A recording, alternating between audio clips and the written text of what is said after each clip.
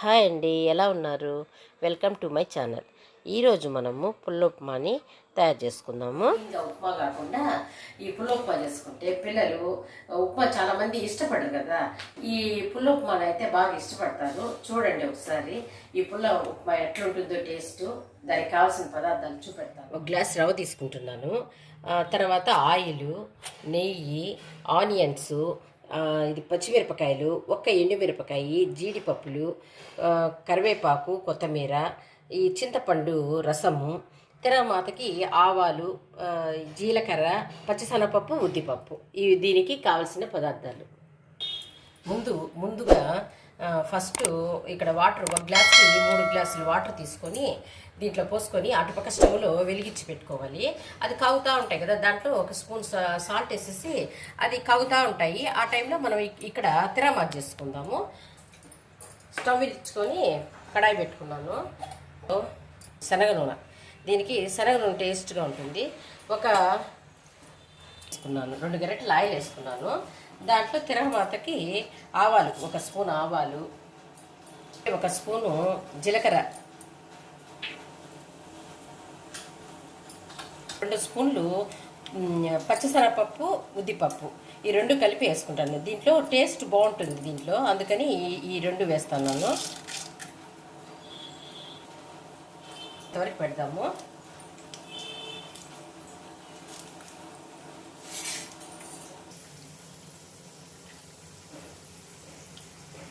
చిటపట్లాడుతూ ఉంది కదా, అప్పుడు మనము జీడిపప్పులు కొద్దిగా వేసుకోవాలి.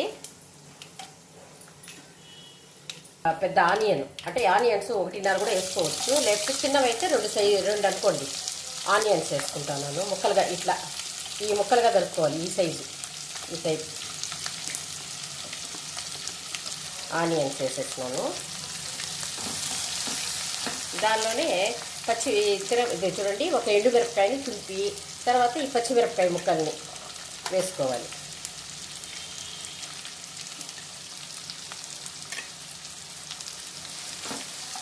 దాంట్లోనే కరివేపాకు, కొద్దిగా కరివేపాకు వేపుకుంటాము.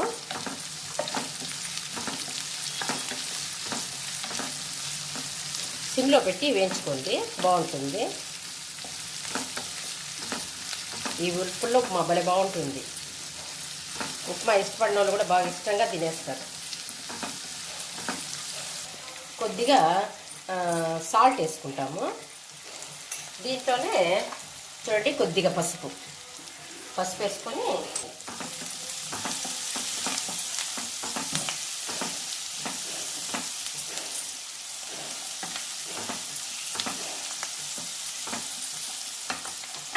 వాటర్ కాగుతూ ఉంది.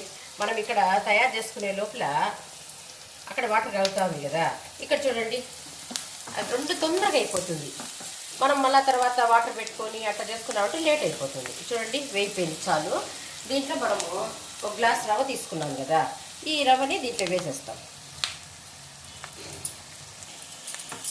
వేపుకోవాలి ఒక 2 మినిట్స్, ఎక్కువసేపు వేపుకోకూడదు, కొద్దిగా 2 మినిట్స్ అట్లా. ఆ పసుపులో ఉండే పచ్చిదనం పోతుంది, అందుకని కొద్దిసేపు అట్లా. ఈ రవ్వ కొద్దిగా లైట్గా వేగాలి కదా, అందుకని కొంచెంసేపు అట్లా వేపుకోవాలి. వేపుకున్నాము. తర్వాత అక్కడ నీళ్ళుగా అయిపోయింది, దాన్ని ఎత్తి ఆ స్టవ్ ఆపేస్తాను. చూడండి ఆపేసినాను. దాన్ని ఎత్తి దీంట్లో పోస్తాం. 1కి 3 పోసుకున్నాను వాటరు. చూడండి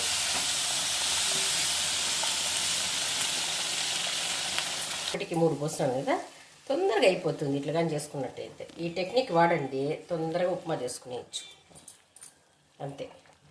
ఇది కొంచెం సిమ్లో పెట్టి కొంచెంసేపు ఉంటలు కట్టకుండా చూడండి బాగా కలుపుకునేసాం కదా, ఉంటలు లేదు. ఇంకొంచెంసేపు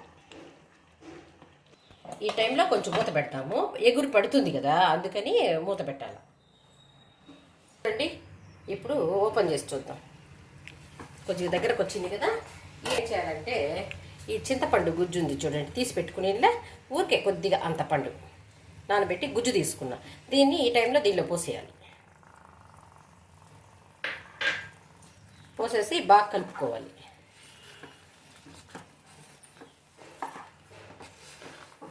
ఉప్మాలో చాలా వెరైటీస్ ఉన్నాయి, చూపెడతానులేండి. ఒక్కోసారి ఒక్కొక్క వెరైటీ చేసి పెడతాను నా ఛానల్లో, చూడండి మీరు.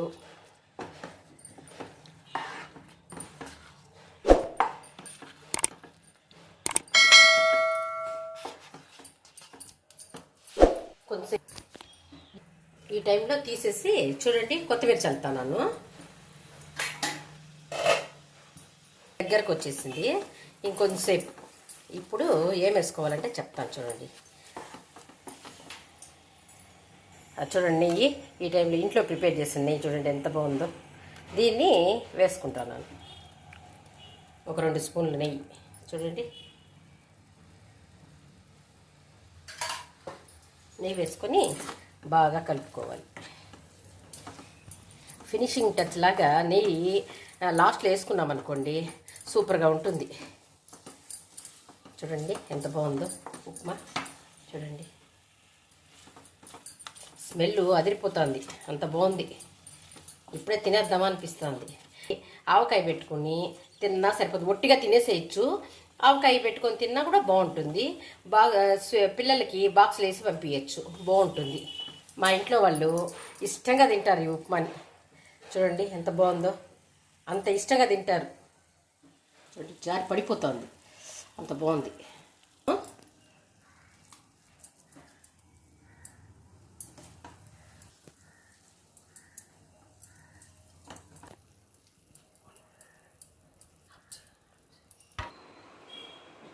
చూడండి, ఆవకాయ పచ్చడి పెట్టుకొని తింటే భలే బాగుంటుంది.